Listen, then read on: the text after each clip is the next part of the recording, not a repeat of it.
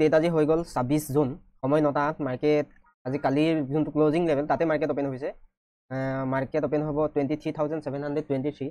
আমি ছেটআপ কেনেকুৱা ধৰণৰ কেনেকৈ কাম কৰিম সেই বিষয়ে চাবলৈ হ'লে আমি 1 আৱাৰত যদি চাওঁ, এইটো এটা ৰেঞ্জ আছিলে, এই ৰেঞ্জটোৰ পৰা বাহিৰ ওলাই আকৌ আপ ট্ৰেণ্ডত গৈ আকৌ এই ৰেঞ্জটোৰ আপাৰ লেভেল যোনটো ৰেজিষ্টেন্ট লেভেল এইডোখৰত মাৰ্কেট অপেন হৈছে। যদি এইটো ছাষ্টেইন কৰি ওপৰত গুচি যায় আপছাইড যাব মাৰ্কেট। যদি এইটো লেভেলৰ পৰা আমি কি কৰিম, আমি ৰিটেষ্টমেণ্টৰ কাৰণে ৱেইট কৰিম। যদি আমি 5 মিনিটত গৈ চাওঁ, 5 মিনিটত গৈ চালে আমি কালিৰ যোনটো মমেণ্টাম লেভেল যোনটো পৰা মমেণ্টাম আৰম্ভ হৈছিলে তাৰ পৰা যদি আমি ফিবনাচি আৰু ক্লজিং প্ৰাইজলৈকে লগাওঁ 23% আৰু 50%, এই দুটা লেভেলত আমি বাইং চেলিং বাই কৰিবলগীয়া হ'লে আমি এই দুটা লেভেলত আমি বাই কৰিম। ঠিক আছে, বাই কৰিম আমি কোনটো লেভেলত, এক মিনিট, বাই কৰিম আমি এইটো লেভেলত, এই লেভেলটোত পালে আমি বাই কৰিবলৈ চাম। ঠিক আছে, আৰু এই লেভেলটো যদি ব্ৰেক কৰি এনেকৈ ৰিটেষ্ট কৰি এডোখৰত বিয়াৰিছ কিবা পেটাৰ্ণ পাওঁ আমি চেল কৰিবলৈ চাম। আৰু যদি ইয়াৰ পৰা ওপৰলৈ যায় আমাৰ উপায় নাই, ট্ৰেড ল'বলৈ আমি আজি ট্ৰেড এভইড কৰিব লাগিব। যদি ৰিটেষ্টমেণ্ট কৰি এডোখৰত বাইং কিবা পেটাৰ্ণ বনাই আমি বাই কৰিবলৈ চাম। তাৰপিছত বাই নকৰি যদি এইডোখৰত যদি ছাপৰ্ট নবনাই ব্ৰেক কৰি ৰিটেষ্ট কৰে তেতিয়াহে আমি চেল চাই যাম। আমাৰ ট্ৰেড হ'ব বৰ্তমান এই দুটা, মই ইয়াত এতিয়া আহিলে ইয়াত ফিবনাচি লগাই আমি চাইছোঁ, এই দুটা যদি বুলিছ কিবা পেটাৰ্ণ পাওঁ আমি বাই কৰিব চাম। আৰু এইটো যদি ব্ৰেক কৰি ৰিটেষ্ট কৰে এডোখৰত কিবা বিয়াৰিছ পেটাৰ্ণ পালে আমি চেল কৰিব চাম। ৰিটেষ্টমেণ্টত আমি চেল কৰিম। খালি আমি এতিয়া ৱেইট কৰিব লাগিব মাৰ্কেট অলপ তললৈ আহক, ৰিটেষ্টমেণ্ট লওক, এটা ছাপৰ্ট লেভেল বনাওঁ, তাৰপিছত আমি বাই কৰিব চাম। যদি এই ছাপৰ্ট লেভেল নবনায় তেতিয়া আমি বাই নকৰোঁ। এডোখৰত কি চাম, আমি বুলিছ কিছুমান পেটাৰ্ণ কেণ্ডেলষ্টিক পেটাৰ্ণ চাম। এডোখৰত যদি বুলিছ কিবা পেটাৰ্ণ পাওঁ আমি বাই কৰিবলৈ চাম। যদি এডোখৰত বুলিছ কিবা পেটাৰ্ণ নবনায় তেতিয়া আমিতো ৱেইট কৰি লাভ নাই, ৰিটেষ্টমেণ্টৰ কাৰণে ৱেইট কৰিম। আৰু ৰিটেষ্টমেণ্টত এডোখৰত যদি কিবা বিয়াৰিছ পেটাৰ্ণ পাওঁ তাৰপৰা আমি ডাউন ছাইডলৈ চাম। টাৰ্গেট আমাৰ এইটো কালি যোনটো মমেণ্টাম আৰম্ভ হৈছিলে তাৰপৰা এইটো গেপ আছে নহয়, গেপ লেভেলটোলৈকে আমাৰ টাৰ্গেট হ'ব। ঠিক আছে, আৰু চুইং ট্ৰেডিঙো কৰি থাকোঁ। চুইং ট্ৰেডিঙৰ মই আজি কালি এটা পজিশ্যন বনাইছিলোঁ 200 কোৱাণ্টিটি, যদি আজি ভাল লেভেলত পাই যাওঁ আৰু কোৱাণ্টিটি ল'ম। কিনো ট্ৰেড ল'লোঁ মই সেইটো দেখাইছোঁ আপোনালোকক। চুইং ট্ৰেডটোত চিংঘা ইণ্ডাষ্ট্ৰী বুলি এটা ষ্টক আছে, কিমান প্ৰাইচ চলি আছিলে, আমি 103 টকাত কালি এণ্ট্ৰি লৈছিলোঁ 200 কোৱাণ্টিটি। এই দেখিছে এইটো লেভেল চেম ছেটআপত কাম কৰিছোঁ আমি। ফিবনাচি ৰিটেষ্টমেণ্ট 38%, 50% আৰু বুলিছ এংগলফিং। ঠিক আছে, আৰু এইটো দেখিছে নহয়, এইটো ট্ৰেইন লাইন আছিলে, এইটো ব্ৰেক কৰিছে, আমি এডোখৰত এণ্ট্ৰি কৰিছোঁ। লছ চলি আছে আজি কেনেকুৱা ধৰণৰ কি হয় তাৰ ওপৰত ডিপেণ্ড কৰি 200 যদি কোৱাণ্টিটি আৰু এড কৰিব লাগে আমি এডোখৰত এড কৰিম। 200 কোৱাণ্টিটি এড কৰিছোঁ এতিয়া বৰ্তমানলৈকে। আৰু টাৰ্গেট আমাৰ 21 ৰুপিজ টাৰ্গেট, এইটো ৰেজিষ্টেন্ট লেভেল। চাই লওঁ কেনেকুৱা ধৰণৰ কি কৰে। যদি আমি আজি ভাল কেণ্ডেল পাই যাওঁ এডোখৰত ৰিটেষ্টমেণ্ট কেণ্ডেল আমি বাই কৰিবলৈ চাম। ঠিক আছে, আৰু এইটো মই লাহে লাহে আপোনালোকৰ চুইং ট্ৰেডটো কেনেকৈ কৰিব লাগে সেই বিষয়ে মই ভিডিঅ'। সময় হৈ গ'ল 7:39। আমি ৰাতিপুৱা যোনে তেনেকুৱা ধৰণৰ কথা পাতিলোঁ, আমি ছেটআপ তেনেকুৱা ধৰণৰ মাৰ্ক কৰি ৰাখিছিলোঁ। আমি ৰাতিপুৱা মাৰ্ক কৰিছিলোঁ ফিবনাচি ৰিটেষ্টমেণ্ট, কালি যোনটো মমেণ্টাম লেভেল য'ৰ পৰা মমেণ্টাম আৰম্ভ হৈছিলে তাৰ পৰা আমি ফিবনাচি ৰিটেষ্টমেণ্ট কৰিছিলোঁ।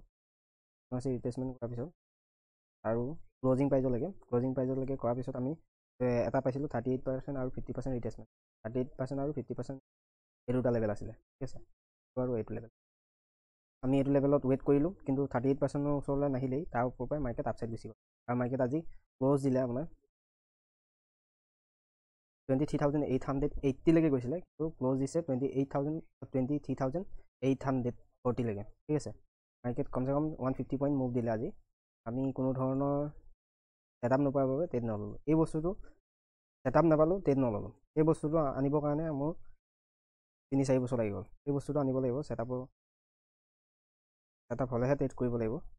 বিনা ছেটআপত যদি আপুনি কাম কৰে মাৰ্কেটৰ পৰা লছ হোৱাটো নিশ্চিত। ঠিক আছে, যোনদিনা আপুনি ছেটআপ নাপাব উল্টা চিধা ট্ৰেড কৰি এনেই লছ কৰাতকৈ আপুনি কাম নকৰিলে হ'ল। বাছ চাওক মাৰ্কেট কেনেকুৱা ধৰণৰ কি কৰে, এনালিচিছ কৰক কেনেকুৱা ধৰণৰ কি কৰি আছে। দেখিলে এইডোখৰত ফাৰ্ষ্ট টাইম কি কৰিলে মাৰ্কেটে,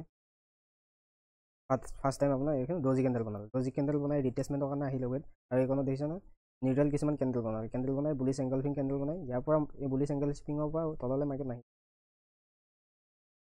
আৰু যোনে বাইং ছাইডত ট্ৰেড ল'লে আজি ভাল প্ৰফিট হ'ল। ছেটআপ নহ'লে কাৰণে আমি কোনো ধৰণৰ ট্ৰেড লোৱা নাই, মানে আমাৰ লছটো হোৱা নাই, প্ৰফিটো হোৱা নাই। হেৰিয়ত গৈ দেখাই আছোঁ, দেখিছে পজিশ্যন নাযায়, আমাৰ জিৰ' অৰ্ডাৰ দিছে। ঠিক আছে, মাৰ্কেটত আপুনি ভাল ছেটআপত যদি আপুনি 10টা ট্ৰেডিং ছেশ্যন পাই যায়, 10টা ট্ৰেডিং মাহত যদি 22টা ট্ৰেডিং ছেশ্যনত আপুনি 10টাৰ ভিতৰত আপুনি 5টাও যদি প্ৰফিটেবল থাকে, ৰিস্ক মেনেজ কৰি যদি চলে বা মানি মেনেজমেণ্ট কৰি চলে, আপুনি প্ৰফিটেবল ট্ৰেডাৰ হ'বই 100%। ছেটআপত কাম কৰিব লাগিব। বিনা ছেটআপত আজি এডাল দেখিলে ডজি কেণ্ডেলৰ ওপৰত বাই কৰি দিলে, কালিলৈ দেখিলে বুলিছ এংগলফিং তাৰ ওপৰত বাই কৰি দিলে, এনেকৈ কৰিলে আপুনি প্ৰফিটেবল ট্ৰেডাৰ হ'ব নোৱাৰে। ছেটআপ এটা লওক বা দুটা লওক, তাৰ ওপৰত কাম কৰিবলৈ চাওক। 50টা 60টা ট্ৰেড নোলালকৈ এটা ছেটআপত আপুনি গম নাপাব যে ছেটআপটোৱে কাম কৰিছে নে নাই কৰা।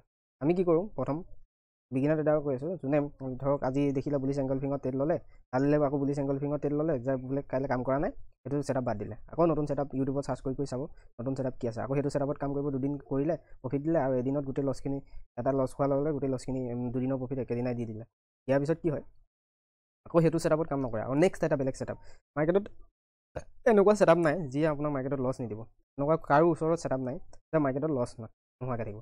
এই বস্তুটোৱে আপোনাৰ মানে ছেটআপত মানে যোনটো ৰিস্ক ৰিৱৰ্ড আৰু মানি মেনেজমেণ্টে আপোনাক সেই যোনখিনি 50% বা 60% ছাকচেছ ৰেট থকা ছেটআপ, এই ছেটআপটোৱে আপোনাক এই বস্তুকেইটাই আপোনাক কামত দিব। কোনকেইটা? এটা হৈ গ'ল risk management, risk reward, risk reward, RR, আৰু এটা হৈ গ'ল মানি মেনেজমেণ্ট। এই বস্তুকেইটাই আপোনাক এই বস্তুটো 60%ই হওক বা 50%ই হওক, এই বস্তুটো আপোনাক প্ৰফিটেবল ট্ৰেডাৰলৈ লৈ যাব। ঠিক আছে, এই বস্তুকেইটা মনত ৰাখিব, RR ৰেচিঅ' আৰু মানি মেনেজমেণ্ট, এই বস্তুকেইটা গুৰুত্ব দিব, লাহে লাহে প্ৰফিটেবল হৈ গৈ থাকিব। ঠিক আছে, আজি আমাৰ কোনো ধৰণৰ ট্ৰেড নাই, আৰু দুদিন সপ্তাহটো আছেই, মাহৰ আজি কিমান 26, 27 আৰু 28 আছে, তাৰ যদি আমি দুদিনৰ ভিতৰত এদিনো ভাল এটা পাই যাওঁ, ভাল প্ৰফিট হৈ যাব মন। ঠিক আছে, কাম এনেকৈ কৰিব লাগিব, ধৈৰ্য ধৰি কাম কৰিব লাগিব।